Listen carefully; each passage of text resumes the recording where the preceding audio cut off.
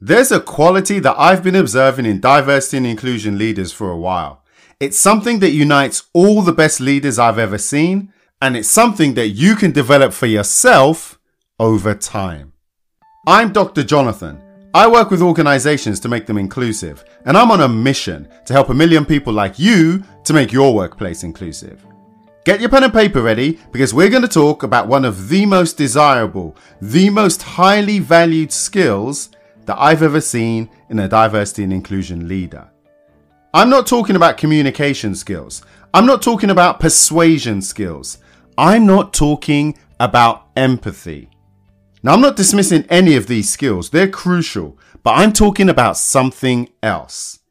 We can argue about if it's a quality or a skill, but my strong opinion is that the quality that unites all of the best diversity and inclusion leaders is that they're curators.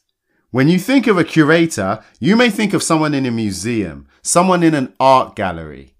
You may even think of a digital curator, organizing digital information and assets. That's not what I'm talking about. What I'm talking about is hiding in plain sight. Actually, they're not even hiding. They're just performing. They don't look like everyone else. They don't sound like everyone else. And they don't behave like everyone else. They're curators. I've been inspired to talk about this because in the past week, I spoke to a leader, a director of people who I really respect, and we were talking about maybe working together on a project. And what I liked about them, they embodied a lot of what I'm coming to talk about here. I even told them at the time. In truth, being a curator involves a variety of skills. It's not one thing. It's not 5 things. It's not 10 things. It's a particular blend of skills, but there's 3 that I really want to talk about right now. And we'll see how it goes. If there's a good response, I may follow up with the others in a different show. But for now, let's go.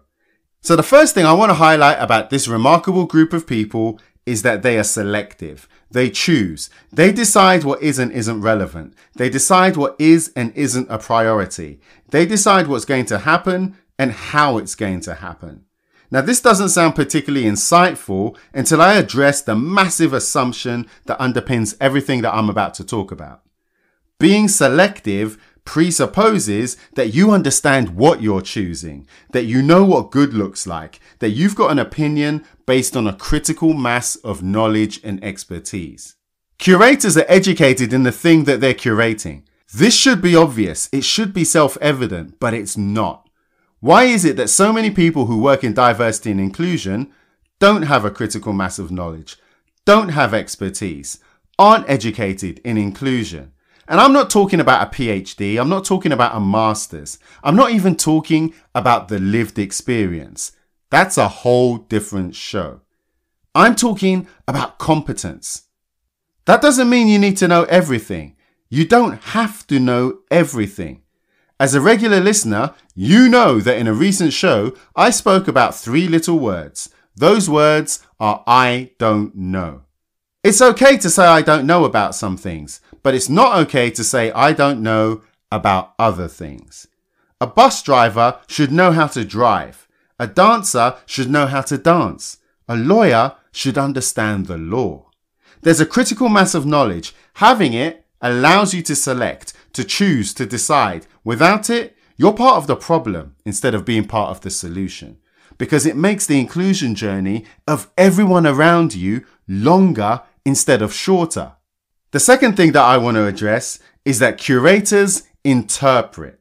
They draw together approaches, techniques, perspectives in order to create meaning from people who are highly trained and highly skilled. I don't care if it's food, music, literature, the people who contribute to the creator's vision are there for a reason. It's not just one person. There's a variety of people. You could even say there's diversity. And these people offer something different to form part of a narrative of inclusion. A massive assumption that underpins everything that I'm talking about here is that the curator has a vision. They have a plan for the future, an opinion, a belief about what inclusion looks like in that particular organization. If you don't have it, you can't create it. And in these cases, what gets created is by luck, not design. I do a lot of strategy work with organizations, and one of the things that I tell them is that we're building a future that most people can't even imagine. That means that we're going to need to cooperate with other people. Some of them you don't know yet.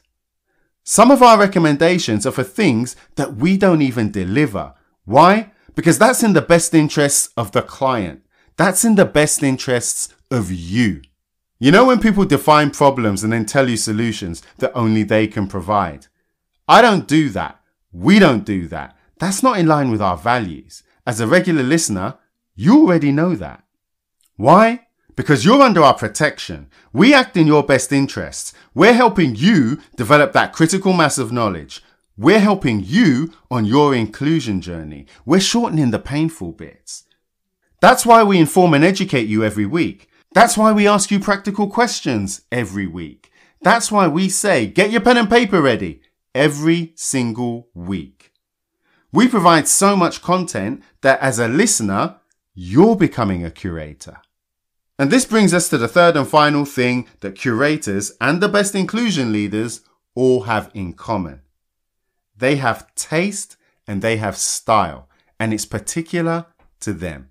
Now, the good thing about taste is that it's subjective, but anyone who has taste, they've developed it over time. They've thought about it. It's particular to them, their knowledge, and their experiences.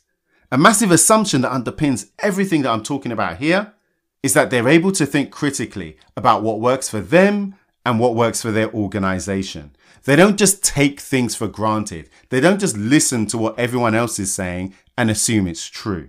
It may not always be right.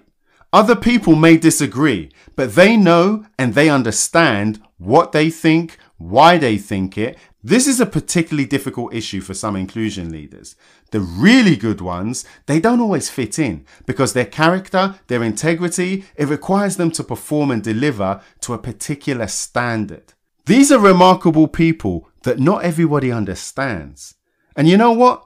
It's not for everyone. It's easier to put on panel events. It's easier to make generic statements. It's easier to continue making the 7 most common mistakes that organizations make on their inclusion journey. Being a curator is in no way easy. It's hard, but it is rewarding. And I see that from the leaders who live and breathe it. If any of what I'm saying sounds like you or someone you know, please let them know how much you appreciate them, how much we appreciate them. Because you know what? We need more of them. This is me doing my bit. What are you doing?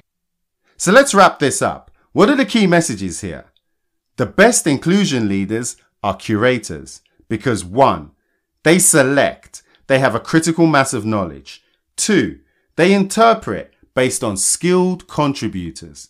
And 3, they have taste that they've developed through their own critical thinking. So what do you think? What kind of qualities do you admire in a diversity and inclusion leader? Get in touch or leave a message. I would love to hear from you. If you've learned something from today's show, then give us a review on iTunes. It helps other people like you to find the show. Thanks for listening, and I'll see you in the next episode.